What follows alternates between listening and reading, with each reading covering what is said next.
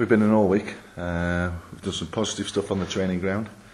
I've told the lads not to feel sorry for themselves, which they aren't doing, to be fair. We've had a couple of lively training sessions, and obviously I'm going to make one or two changes, and hopefully we can get the performance and the results that the supporters deserve on Saturday. It's just being consistent, and a lot of teams aren't in this league, as you see with the results week in, week out. But you know, we've got some big games coming up, and we need to get points on the board. We've got enough games to get them points on the board, and hopefully the team will put out on Saturday afternoon. We'll show the supporters how much they care, and I want a good, committed performance. They were 2-0 up against Oldham, I think, and it was last 10 minutes when they got a couple of goals back. And it'll be no easy game. There's no easy games.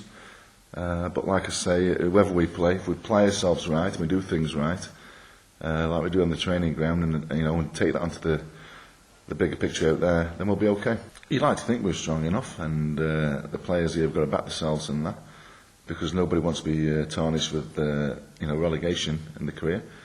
So we've got to prepare right, which we do, and hopefully we can get the lads performing. We know they're capable of performing to the levels, Yeah, well, but we've got this morning. I've just spoken to Crofty downstairs now. He's just turned in. He looks well.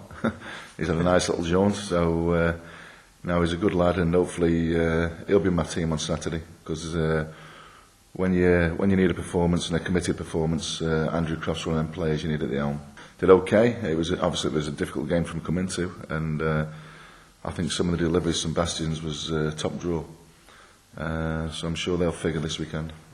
Did okay in there. It was difficult because we never got to grips of it. We were defending deep on our 18-yard box, so it was difficult for him and Danny Spiller to affect play in their final third. But they stuck to the task, and like I said, second half we were coming to the 2 of the 4 a little bit, but never with the sending off that's just stopped us in its tracks. Well, we hope so. We'll still assess that. We'll assess that tomorrow morning. One or two have got a few little niggles, and like Eastie was poorly on the way up to the game last week, and he's not 100% fit in here, but he's been working at it, a little bit drained, so hopefully he'll figure somewhere whether he starts or on the bench. I'll make my mind up 100% on that tomorrow morning. Just spoke to the physio now, and he had the second scan, which the results were exactly the same as we knew. So hopefully he should be figuring sometime in the future. Initially a month from the last date, but he'll, if we need to extend that within this period, we can. So we'll be looking at that. But Calvin Jack is more or less back to full fitness now, and he could figure on the bench Saturday, because I haven't had 2 keepers at my disposal all season, and I think I've rode my luck a little bit, which a lot of teams do now. I think Doncaster, there's quite a few teams who do it.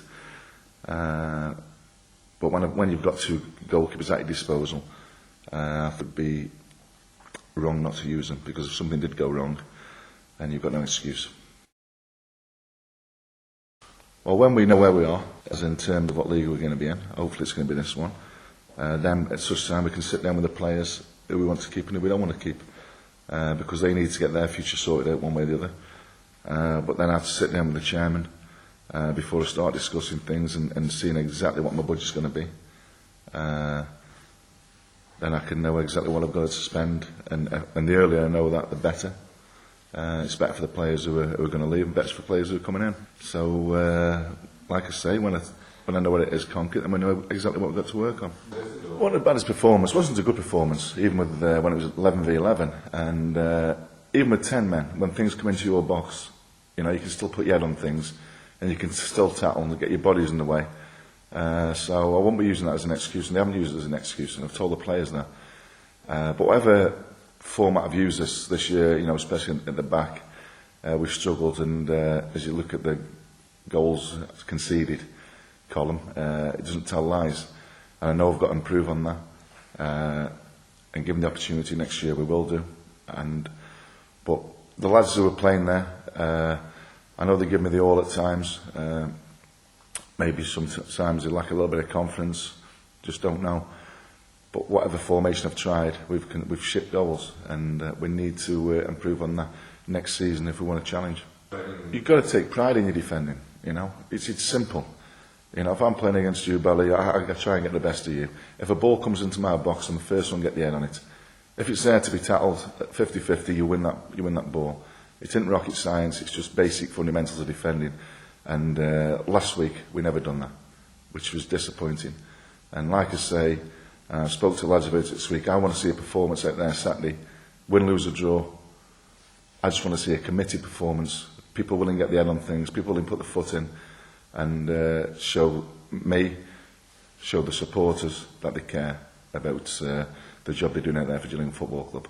And I think that's a prerequisite, really, of a professional footballer. Yeah, there is, but nobody's really scored worldies against us. You know, they've been lots been self-inflicted, and it comes down to the individual. You know, when he's playing against an opponent, how much he wants to stop that opponent from playing within the rules, and to that you have to show a desire, a willingness, and at times, you know, maybe the lack of understanding and reading of the game, but we've got to do better to stop things. Every week, you know, since the beginning of the season started, you couldn't predict results in this league. It's crazy. It's just, like I say about the consistency levels, you know, it's all right, maybe Scunthorpe, but even Forest have had, you know, some unbelievable results this year, along with Bristol Cities. So I would never predict any result in this league. But also last week up Carlisle, you know, there's 300 up there, and they were different gear. They were unbelievable. They were, in fact. And even at 3-0, 4-0, they were still singing. But you know, it's a big stage, part of the season for us now. This latter part of it, and we want everybody behind us. And like I say, I want the players giving a committed performance. What will get the supporters getting behind them.